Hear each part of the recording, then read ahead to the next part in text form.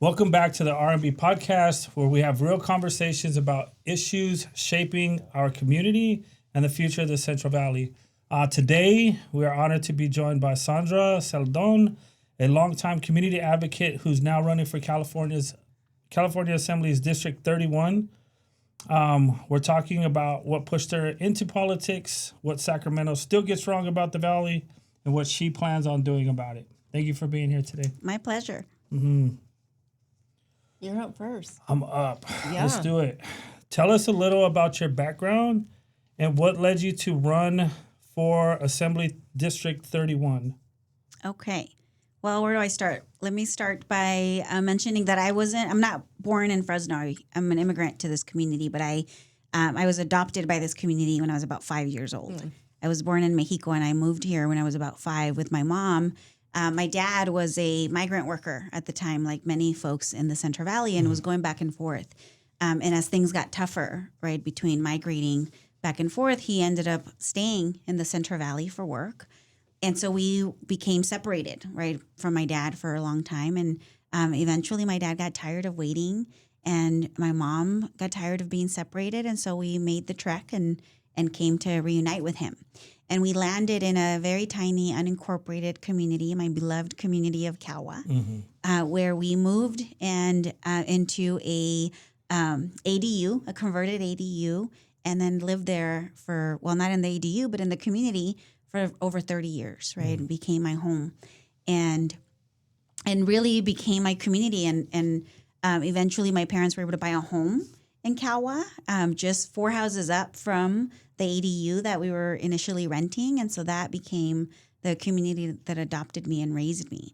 And so I, even though I wasn't born here, I talk about the fact that it's my adopted community because it raised me. And so I'm a Fresnan through and through. I went to Kawa Elementary School, and then I went to Sequoia and Roosevelt, and eventually made it to Fresno State and graduated.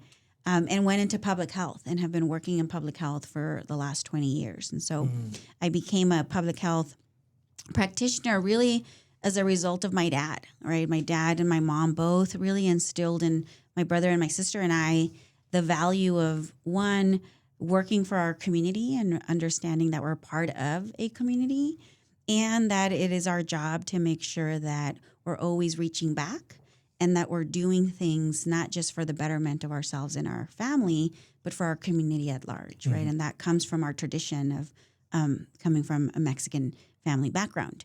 And so, to answer the question, Richard, about why I decided to run for office, I can say that it's because I want to help my community and I want to do things, better for Fresno, and that's true. But it really goes back to my experiences growing up in Kawa, and specifically to my experiences with my dad. And I say that because when I was about 17 years old, my dad suffered a massive aneurysm. And so as an immigrant, farm worker, laborer, he did not have access to health care. And I had to become an advocate at that age for my dad. I had to fight for him to get the care that he needed to ensure that he survived, but not only survived, but was able to thrive after. And so that was really when I, at a very young age, understood that the healthcare system in this country is not structured to actually care for people and that we have to change it. And so that was the moment that I became a healthcare advocate. And so my dad was in the hospital for about 9 months before he was able to come home, and he survived it, and he lived with us for 5 years after that, and was able to see me graduate from college and was able to see my son being born and was at my wedding. Yeah. And so that really is what led me to pursue an education at Fresno State as a public health practitioner. But initially I thought I wanted to be a nurse. And that is because when my dad was in the hospital, the people that provided the best care, that were the most caring, were the nurses. Yes. And so I thought, I'm going to go be a nurse. And so when I started at Fresno State, it was with that intent. But it was through having to take the bus, right, from Kawa to Fresno State. If you're familiar with Fresno, you know that that's about a 45-minute ride, right? And it's straight north. And I started to notice the differences in neighborhoods as I kept going north. And I started to realize, wait, your streets don't flood when it rains. Oh, you have sidewalks. wait, there's parks down here? Oh my God, you have trees? And I started to think about, oh, it's not normal to have a railroad next to a home. That's actually not common. It's not common to have a rail switch yard right behind your house. And so it really started to like pique this curiosity in me about, well, why is my neighborhood built different? And so I was working 3 jobs at the time. I was a waitress. I was an outreach worker. I was working to connect folks to substance abuse treatment at the time. And I was working as a teller at a bank. So I was working 3 full-time jobs to put myself through college. And I needed to take a class, an elective to fulfill my requirements. And so I picked whichever class fit with my one gap that I had. And it happened to be a community health class. And I took this class and it made everything click. And I understood, oh, it's the environment. It's how we actually build neighborhoods that either allows people to be healthy and thrive or prevents people from being healthy and thrive. And so I decided I don't actually want to treat people. I want people to be healthy to begin with. And so I switched my major the next semester. So it was because thinking about my dad. So fast forward, 20 plus years later, I spent, the couple of years working in substance abuse treatment, connecting sex workers and intravenous drug users and other folks, right, whom a lot of folks don't think about, who maybe they look at as disposable. I don't. I view folks as worthy of dignity and worthy of love and worthy of having access to the things that they need to be able to take care of themselves. And so I spent a few years doing that, and I eventually then went to work at a federally qualified healthcare system. And I spent about a decade there helping to open up clinics throughout Fresno County and helping to create programs to enable people to have access to primary care and advocating for ultimately what I believe and continue to fight for, which is universal health care. And so I did that, and then I decided to move over to a nonprofit organization that fights for policies, both at the national, state, and local level, because we have to be able to write the policies that enable all these things to happen. So I've been doing that the last almost 13 years. And so this is what led me to running for office this year. Why? Because I've seen, right, when you have people who are experienced, but not just experienced in policy writing, but actually experienced in life and understand what it takes to put yourself through college, what it takes to go from a community that is disinvested in to actually investing in that community by creating programs and generating funding for that community, the transformation that can happen. That is really what it takes, and that's what we need in Sacramento. And so that's what I decided to run for assembly after Dr. Arambula, who's the current seat holder's term expired, because I got to work with Dr. Arambula over the years, and through his partnership, we were to make really good things happen, right? We were able to build the first community college in West Fresno. We were able to pass, right, Prop 68 to make funding available for parks. We were able to pass AB 617 to make funding available to clean air pollution. And so all of these are like real investments that are actually impacting people's lives in really positive ways. And so I thought, of course, I want to keep doing that. Why wouldn't I? And so that's what led me to run for office. It was my dad. Was there a moment? So I've been able to sit with you a few times, right, and have just some very candid conversations. What was the moment? Because we've talked about like people running for office and all the stuff that comes with it, right? What was there like a defining moment where you're like, yes, this is it. I'm doing it. There wasn't necessarily a defining moment, but there was a moment, right? And so some of the work that I've been doing over the last few years is I work with young people a lot. And this is how I keep myself on my toes, right? Because nobody will tell you the truth like young people, right? And so I get to, and this is another way that I really value investing in young people and pouring into young people in our community. And so one of the things that I started about 6-7 years ago now is we started a youth internship program where we bring young folks who are in high school and we onboard them to work with us for 9 months. And it's a paid internship program to provide them, a little bit of income to help support themselves and their families, but also work alongside our organization and our partners and learn not just workforce skills, but also start to tap into the things that they care about, right? What What are the things that like feed you and motivate you? And so part of that is also about exposing young people to how our world works. How do laws get made? Who gets to make those laws? How do people get elected, right? And so we go through this kind of process every year from April through November. And so this was in 2024. We were wrapping up the youth internship program in 2024. And we do this every year in November, where we have a capstone project that the young people have to complete in order to successfully graduate from the program. And that capstone project is anything of their choosing, right? And this is a way to tap into their interests. And we also debrief about what were the things that were most helpful in the program, and what did you learn, and just having some reflections. And so we were having a reflection about, what's next this year. What are we going to be focusing on this in 2025, and in 2020, in 2026, and we were talking about specifically elections and why elections matter. And part of it was the young people were saying, I didn't know that the city council determined the investment that comes into my neighborhood, right? I didn't know that there's a conservancy board that determines if I have access to the river or not. So it was really impactful, right, for these young people to be talking about, I know all these things now, right? Because once you know something, you can't unlearn it. Right. Yeah.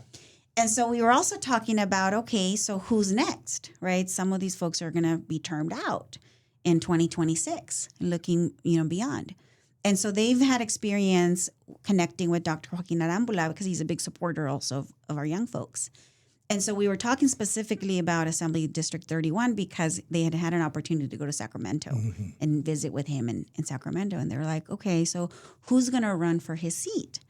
And I said, well, I'm not sure. Like, we haven't really heard of, anybody announcing yet. We'll hear more as 2025 comes in, and then in 2026. Yeah. And these young people, I remember very much, said, well, Miss Sandra, how come you don't run? And I said, oh, no, I like my job. I like what I do. I think I'm good at it. Yeah. And these young people said, well, you've said we shouldn't ask people to do something we're not willing to do ourselves. And I thought, oh my God, first of all, you're not supposed to use what I teach you against me. Yes. But it was so impressive to me because this is something that we teach them at onboarding, because we teach them to be organizers, right? And part of being an organizer is when you're inviting a community member to participate in a meeting or to participate in an action, you're asking them to do something, to join you in something that you yourself are doing as well, right? And so this is something that we had taught to the young people about. When you're organizing, you don't ask people to do something that you're not willing to do yourself. That's organizing 101. And so 9 months later, they remembered this. And so this is me being really proud of the fact that 9 months later, these 16 and 17-year-olds remembered this. But then now they're reflecting this on me. Yeah. And so the program ended, right? We usually go on a little bit of a break at the end of the year. And I went home, and it stayed on me. It stayed inside of me like this little kind of nudge, right, thought in the back of my mind. And I was, why don't I run? I'd never thought about it, right? I mean, I'm not I love what I do. I think I'm really good at it. I've been doing it for 20 plus years. And it really started I just kept thinking about it. It didn't leave my mind. So I started talking to my husband about it. So I thought, well, what do you think about this? And it would, it would expose us, and it would create, a lot of pressure because I would have to campaign, and right, it would take me away from my son is 17. He's going into his senior year. And at first I just wanted to kind of gauge where was my husband and my son at. And they were both very like, yeah, go for it. So then I thought that stayed, right, December. And then I started having conversations with my friends. Yeah. And I started asking, well, what do you think? You think I have a chance? And the overwhelming response from folks was, girl, we've been waiting for you to run for something. And I just couldn't believe it, right? It was this beautiful and scary feeling. And so over months of kind of just having these conversations, I finally decided, okay, I shouldn't ask people to do something I'm not willing to do myself. And so I decided to run for office. Love that. I love that story. Are you going to let me ask a question? Yes. Am I allowed? I may, yes. Okay. I'm excited. So I feel like that the Central Valley has a lot of its own special challenges. So tell me what you think some of the major ones that you want to tackle are for the families. Yeah, I think that the Central Valley absolutely has a whole lot of different challenges. But I'll tell you some of the top ones for me is absolutely is access to healthcare. Right? We have some of the worst health outcomes in the whole entire state and in the whole country. And I think that that is a huge disservice to our community, and that is preventable. And so we absolutely can do something about it. And that is why, for me, I'm still a huge believer in universal health care. And we cannot fix the other issues unless we have a healthy population. So that's one. The second one is housing. Housing, and the reason for an increase in unhoused population is because of the lack of housing. And it is not just cost, which is a significant burden, right? Most of the folks in the Central Valley are paying over 30% of their income in housing costs. But it is a result of the decisions that have been made over centuries of building housing, not for the people who live here, but for the people that we want to attract. And we can see that what's happening today with SEDA, right? SEDA is a perfect example of not learning from our past mistakes. And so we need to be producing housing for folks who live here. And we need to be thinking about what is affordable for folks who live here based on the incomes that folks earn here. So that's the other, housing. And then the third issue is just living, cost of living, right? And that to me is tied to education as well, right? It's cost of living. Outside of housing costs, the next highest cost for folks is two things: transportation and food, right? Or everyday costs. You can include utilities in that category as well. And so we also need to be tackling, right, how do we actually address transportation cost, and how do we address bringing cost of living down in ways that is not just about raising incomes up, which we need to as well, but it is actually about lowering cost of living. And we can do it right now. It's not impossible. It's also not easy, but it's doable. And this is why I think we need to have the right leadership, right? Because housing cost, while some folks will say, oh, it's about permitting process and it's all this red tape, it's not. If you really look at housing costs, it's about materials. It's actually about materials. And so how are we actually sourcing the materials that we need to produce the housing that we need in our community? That's one. But two, it's the type of housing that we're permitting. So we need to make sure that those things match. For the cost of living, we need to do a couple of things. One is we need to cap utility rates. That is doable, right? That is absolutely doable because we see the profit margins that corporations are earning. And so that is not a supply issue. That is a profit-driven issue. And so we need to cap utility rates across the board for working class families in the Central Valley. And we also need to think about how, in terms of how we're developing, because that affects transportation. Because of the fact that we've allowed our community to sprawl, most of us require a car in order to be able to get to from home to work to education, right? And so if you think about that, most people who own a vehicle, if they can even afford to own a vehicle, that's between $600 to $900. And that's being like very right on the low end. And that's thinking about if you have a car payment, insurance, and then gas, right? Think about if we were to reduce or remove $600 to $900 a month from folks by increasing access to public transportation, by developing in a way that allows people to be able to take public transit. But we haven't built our community in that way because we're so spread out. And so it's not feasible because we're so spread out that it takes, it takes me 45 minutes to get from Calwa to Fresno State still. Yeah, I was going to say that. Right? It still takes that amount of time. Right? 20 plus years later. So that's not reasonable for anybody who needs to actually get anywhere. But if I have a car, it takes me like less than 15 minutes. So we need to actually think about how we're building our community in a way that we put things near where folks actually live. And that'll help to bring down costs, right? Especially because we have a very young population. Fresno County average person is under 30 years of age, right? And when we look at it, about a third of our population is under 18.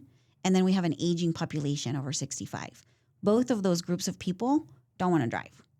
They don't want to have a car payment. They don't want to have that expense. So we need to be paying attention about who are folks in Fresno and in the Central Valley and we need to be creating the world for them. So that's the other piece. And then on food cost, we were talking about this earlier, Richard, is the food that we're producing in the Central Valley. We like to talk about the fact that we're the breadbasket of the world. But we're not the breadbasket of Fresno County. Yes, Facts. we talk about that regularly. Right. We're not the breadbasket. So the last mile is the most expensive mile in terms of transporting food. Most of the food that is growing in Fresno County is to transport outside, it's to export. And it's not food that it is to consume, it's commodities. It's almonds, it's very water intensive crops. So we really need to change what we're growing to actually feed people. And that'll help bring costs down, right? If we're actually sourcing food from our backyards, right? We can bring food costs down. So imagine what that world looks like in the Central Valley, where you can afford to have a home, where you don't need to spend $1,000 in transportation, where you can afford to eat, and you can afford to send your kids to college, whether that's through a vocational college, a community college, or a 4-year university. That brings then incomes up, right? Takes people out of poverty, which also means that people are healthier. And then you have access to healthcare. We all get to live long into our senior years and die of old age. It's possible. I want to circle back a little bit on the affordable housing. That's obviously my area. And I strongly believe, everybody hears me say this, but I do believe housing is the foundation for everything else to which to build on, right? It brings health security, food security, job security, safe, affordable housing.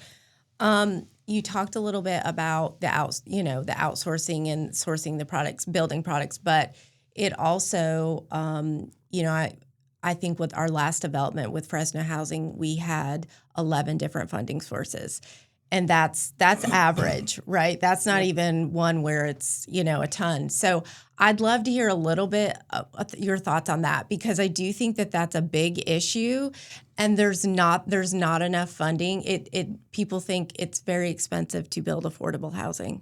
Yep. Yeah. Yeah, I think this is part of the issue. Also, housing is similar to transportation and healthcare, right? And so this is where I think we need to, when we talk about red tape, if you're talking about it from a developer perspective, they're talking about the permitting process, right? And also environmental clearance. Like, get rid of all the environmental laws because that's what's making things worse. It's not. No. Right? It is the fact that it's braided funding, right? It's all these different sources that come with their own requirements.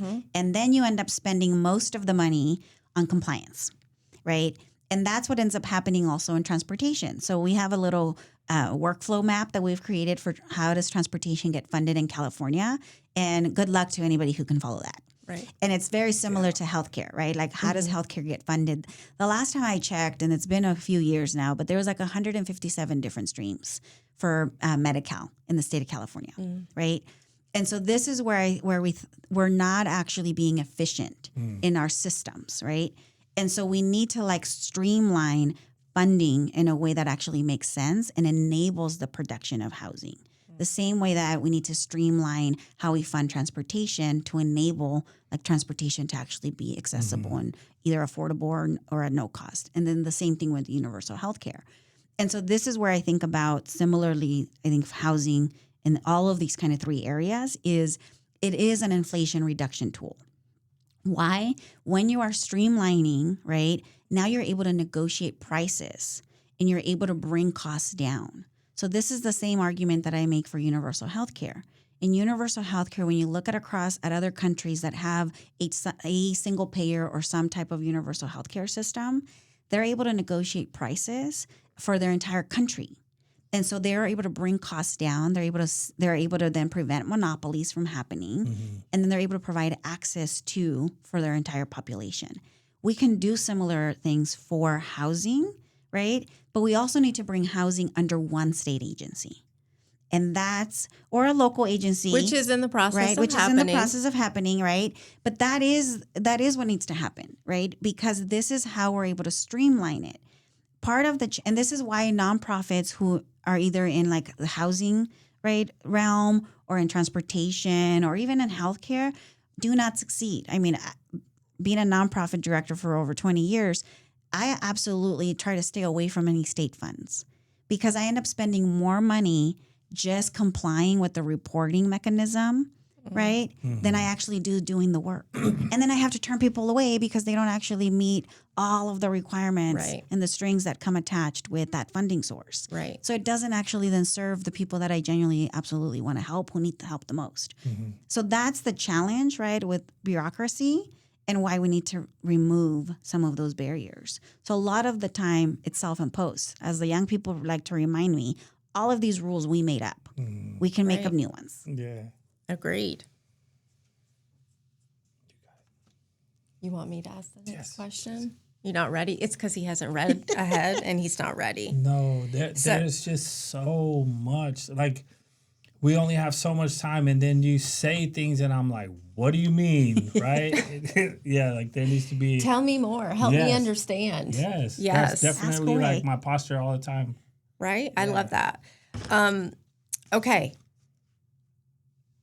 If your party pushes something that isn't good for the valley, how would you handle that? I would oppose it. Okay. I have no sacred cows. And, I have no qualms about I've been a registered Democrat since I was able to vote, right, when I became a citizen. But I absolutely believe in criticizing our government. And you have to, right? I think our government has to do right by people. Like, the whole purpose of government to exist is supposed to be to do right by its people. And that means everyday people. That doesn't mean like the people who have access and the people who have money, right? Like, all of those people are going to be fine. They always are. And so that's the same thing with a party, right? It isn't about the party. The party is supposed to lead with values. And values are not just about stating them. It's about practicing them. And I think that, to be quite frank, the Democratic Party has left working class people behind. This is why we're seeing a whole lot of things that we're seeing across the country, right? I'm sorry. I'm having my daughter is here and she is just like shaking. Yes. And so we have to be able to, right? Like, if we actually want to have a better country and we want to have a better Central Valley and we want to have a better state, we have to actually constantly be looking at how we can be better. And so California has this like very, I call it like internet personality, because California likes to believe that we're so progressive and we're the golden state. And I'm like, golden for whom? Right. Because the Central Valley, right, there's people here in our community who don't have access to clean drinking water, who can't breathe, who don't have access to health care, who are like my dad and are dying at 52. Yeah. That is absolutely unacceptable in a state that claims to be progressive, that claims to believe in the rights of individuals. And so we have to constantly be pushing for how can we do better, and we have to measure how we are as a state by the community that is in the worst condition. That is how I look at my work always. And that's how I've looked at my work since I've started, which is why I talked about I started working with sex workers. I started working with intravenous drug users, because those are the folks that people don't think about. Those are the folks that we believe, many folks believe, I don't believe, many folks believe, oh, well, they made the choices that led them there. That's not the truth. Systems failed them. Our government failed them, right? We have a social compact. We're supposed to have a social compact. That's what democracy is supposed to be. Right. And so for me, there's no sacred cows. I'm accountability all the way. So whether you're the party, the city council, the code enforcement, police department, public health, a hospital, I don't care who you are. I am all about accountability, and you have to do right by people. Yes. But I do think that there is something to be said, unfortunately, when you have to work with someone who maybe doesn't have your same interests. Oh, What does that look like when you have to kind of say, hey, we got to find a middle of the road? Well, I'll tell you how it has looked like, because I'm actually really good at that. Okay, because I am absolutely values driven, and I like to call myself a pragmatic progressive, but I'm not an idealist, right? And so I hold my values very true to me, and they're very core to who I am and how I was raised. But I like to get stuff done. And I like to say that my love language is money. Because unless we actually put resources behind any policy and make it real for people, it doesn't matter how good it is, right? And so that's how I measure it, is how does it actually make people's lives better? And so I will work with just about anyone as long as you're committed to making people's lives better. And so I've done that, right? In the Central Valley, I've done that. On Measure P, I helped to author Measure P, which is a local sales tax initiative that we helped to pass in 2018 in the city of Fresno to fund parks, arts, and trails. That was a effort that took us 8 years. That was born out of the work of Black, Brown, and Southeast Asian, specifically Hmong youth, who were tired of the fact that there was nothing to do in the city of Fresno, who were tired of the fact that any time that they tried to go to a park, it was a patch of dirt, if there was even one. And if there was a park, or what they called the park, there was nothing to do. Bathrooms were closed. They were completely dilapidated. And they called on Fresno Building Healthy Communities to do something about it.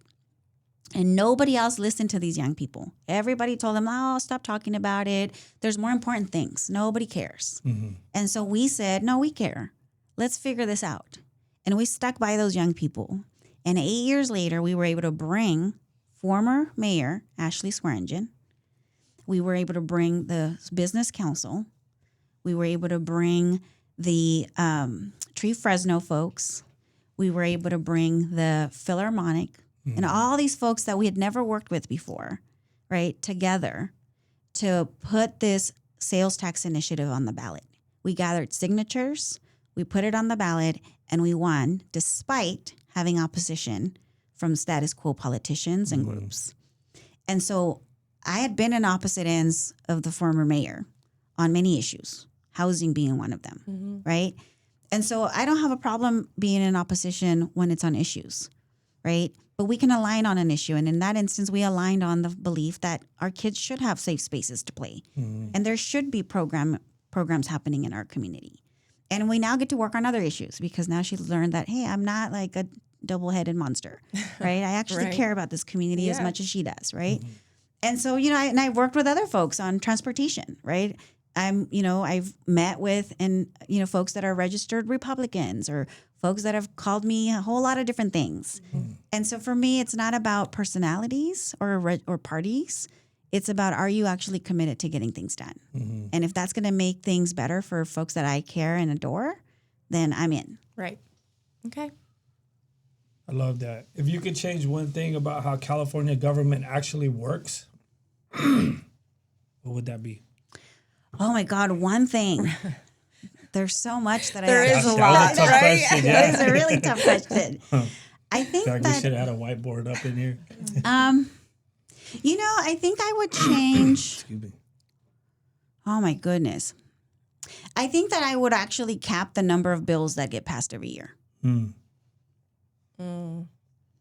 Because those all have to be implemented. Yeah, because those all have to be implemented. And honestly, this is a problem with politicians.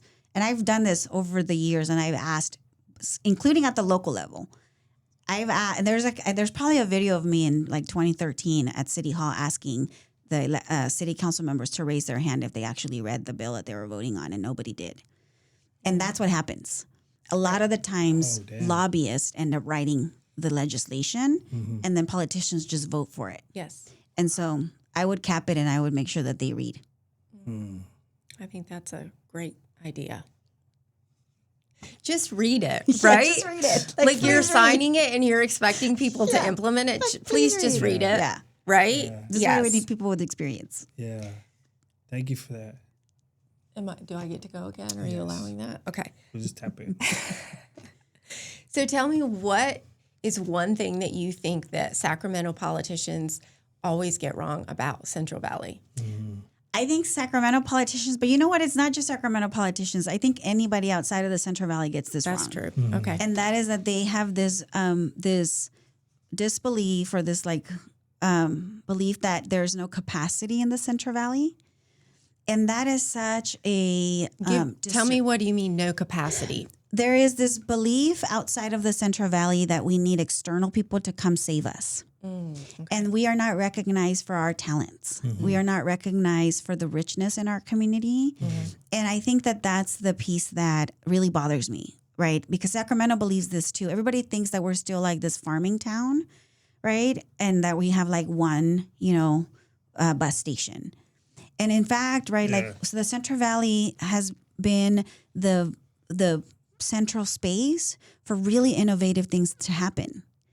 And we're not recognized for that. And our talents as a community are not recognized. And that's because they're looking at the wrong places. They're not actually looking at communities like Hawa, right? They're not actually looking at communities like Parkside. They're not looking at Southeast Fresno. They're not looking, right, in communities where there's folks who have not just expertise, but a deep history and a deep commitment to their community. Because you can learn anything. Right. You can learn anything, but you cannot learn how to care about where you come from. That has to be within you. And the Central Valley has, right, we have been the place where this is the community that made a sales tax initiative happen that not only went against status quo opposition, but changed state law, right? We actually changed state law and clarified that it only takes a citizen simple majority to pass a sales tax initiative. So other communities across the state are now following our lead. That came out of Fresno. We are the community that led on restorative justice, right? That came out of Fresno, and other communities are now modeling after us. We are the community that built a COVID equity project to respond during the pandemic through our richness and our connections in community by deploying community health workers that was then replicated in 2 other counties. We are the community where a transportation sales tax measure is currently being signatures are currently being collected that is really about centering people. That hasn't happened in any other county in the whole state of California. Like there's so much innovation happening in our community on a daily basis that is not recognized. And so people think in Sacramento and outside of spaces that Fresno is struggling or that the Central Valley is struggling because we don't know how to save ourselves. No, it's because we continuously are ignored and resources are not allocated in a fair way. And so that's what needs to change. That is absolutely true. Yep. Yeah, for sure. Yeah, it absolutely is. I love this question. I know that you're big on accountability. When you win this seat, what should voters hold you accountable for? Oh my gosh, everything. Yeah. You know, I have a long track record of getting things done. Yeah, facts. And I stick with issues. Like for me, it's all of these things are core to who I am, and also like reflecting about like what were the things that enabled me to succeed, right? And I think about it was community. It was having a community that poured into me, right? It was having the señoras on my street that when I walked to the little corner store, they would check in on me and they would ask me how I was doing and how was school going and did I have any crush on any boys and be good to your mom and all of those conversations, right? In the moment, I didn't think of them. But in hindsight, I recognized that it was these women pouring into me, right? And it was these women making sure that I understood my value. And it was also, right, recognizing the good teachers that I had along the way that also saw in me, right, something that I didn't see in myself in that moment. And just recognizing again, like that it's not just my family that went through all these things and goes through all of these things, right? It's all families across the Central Valley. And recognizing that these are not issues that just happened, right, recently, that they've been building over time. And so solutions are required over time. I'm not gonna promise people that I'm gonna fix them in 2 years. I'm not, right? Or that I'm gonna fix them on my own. I'm not. I'm gonna need community support. I'm gonna need the ideas, right? I'm gonna need the talent. I'm gonna need the power and the energy of community to make it happen, right? I'm gonna need the collaboration of my colleagues in the Assembly and in the Senate, right, to make it happen. But I am committed to doing it. And it is going to take time. And I think what we've looked at is, on the community college in West Fresno, it took us 5 years to make that happen. In government timeline, that's lightning speed, right? Yes. Right. Yeah. Measure P took us 8 years, right? Yeah. Some of the clinics took us a little longer, right? But all of this work for me has been a commitment of my lifetime. And so, when I win this assembly seat, I get elected for 2-year terms. But then you get to get reelected and you can serve up to 12 years. And so this is what I'm excited about, right? Because my history shows that I can keep a job, right? So I'm in it for the long run. Yeah. And so as long as I'm in that seat, I will work to make things real for folks. And so I want people to hold me accountable, not for promises, not for showing up for photo ops, but for actually making things real for our community. And so I want to be held accountable for that. But I also want help, right? You can't just hold me accountable. You also have to show up to the work. Yeah. Right. Yeah. So I feel like that the kids that you were working with kind of pushed you in this direction. Yeah. Right? What would you say to them? Because I feel like that our country right now, a lot of the things that are happening, and it's super heavy and it feels super overwhelming, and it feels like, what can I do? What is my voice going to do? And, what would you say to some of the kids that you're working with, or the kids in general who maybe are not voting age yet or are close to voting age? What difference can they make? Oh my God, young people make the most difference. I mean, here's the thing. Young people in Fresno need to remember, like, they changed the trajectory of this city through Measure P, right? So I don't ever want young people to forget that. And this is why I tell the story time and time again, that it was 13-year-olds. It was a bunch of 13-year-old Black, brown, and Hmong young people who had the courage to say, we hate these parks because they suck. And more importantly, we want you to do something about it. Right. They were so bold in that.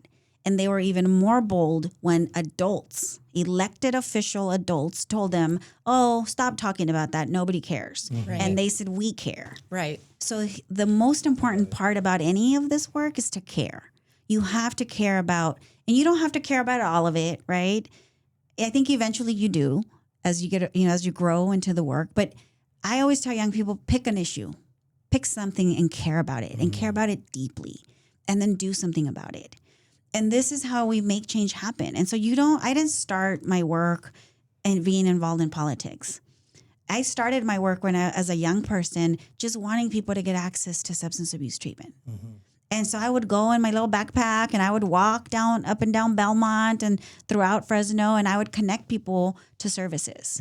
And that's all I was doing for a few years. And then eventually I wanted to connect people to more services. And I started to help open up clinics. And it just keeps building on that. And so this is what I tell young people is pick something you care about and then do that, right? And make it real for yourself and make it real for people. And then don't lose hope. And this is where I tell folks, I don't believe anything is impossible. Things are hard, but we can do hard things. And for me as an immigrant, I'm like, listen, I crossed the whole border when I was 5 years old. And I climbed Half Dome for fun. So there's nothing hard that I can't do. Right. You Are can you do it happy- all at Are this you point. happy when you do it? I'm not happy when I do it. I hate it when it's happening. I've heard the story. Yeah, I can tell you Is that it type 2 fun? I am cursing my way through it. Yeah. But this is, and I think in Fresno, that's the resilience of our young people, right? If you come from Calwa, if you come from Southeast Fresno, if you come from Highway City, like any of our communities, Sanger, Orange Cove, our young people are not living a life of luxury. Right. And so here's the thing, you can do hard things. And yeah, we go through challenges, but we can either decide to let those challenges make us jaded, or we can talk about those challenges in a way that help us think about how to make things better for ourselves and for our loved ones. And then you get to love your neighborhood, right? And so for me, when I talk about my loved ones, yeah, I'm talking about my family, but I'm talking about everybody.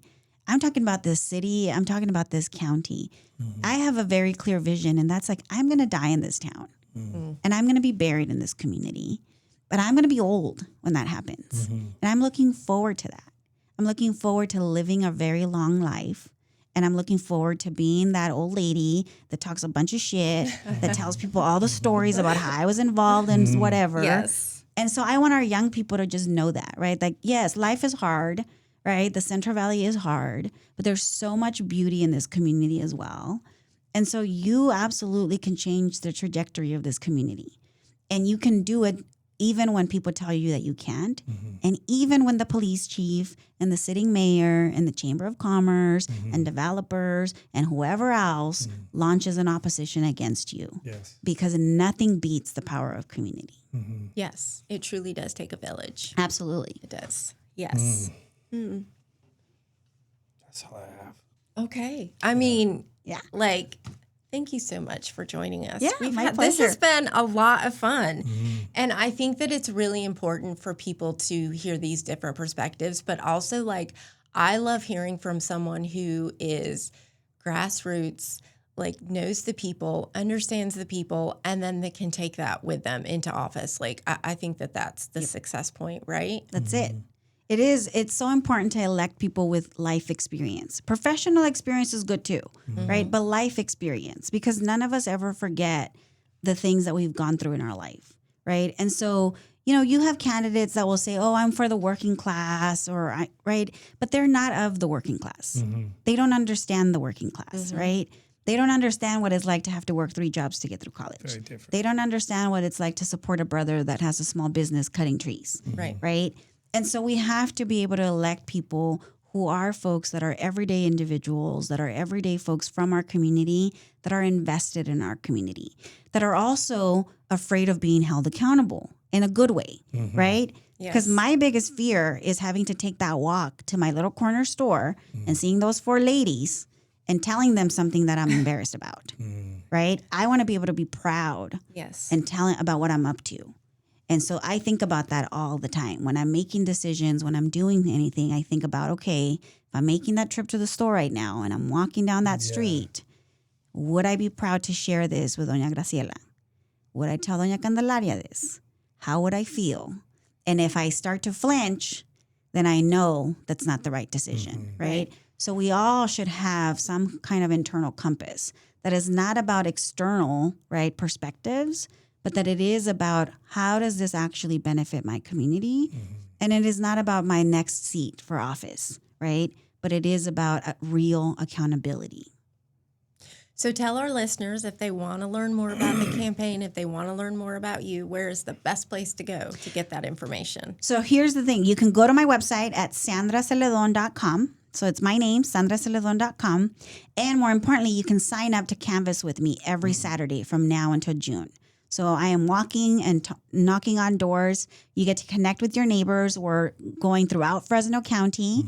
So if you don't know Fresno County, if you haven't gone out of your neighborhood, this is a great way to get to know other neighborhoods throughout the Fresno County. And it's a fun time. And we have home cooked food right after every canvass. So come hang out with me. That's great. Registering for the canvassing is on the website? Yep. Register on the website so that way I know you're coming and I know how much food to cook. Hey, yes. Okay, if he's coming, cook a lot of it. Right? Yeah. So thank you again, Sandra. And thank you for joining another R&B podcast. Make sure to subscribe and share the episodes, and we will see you again soon. Yeah.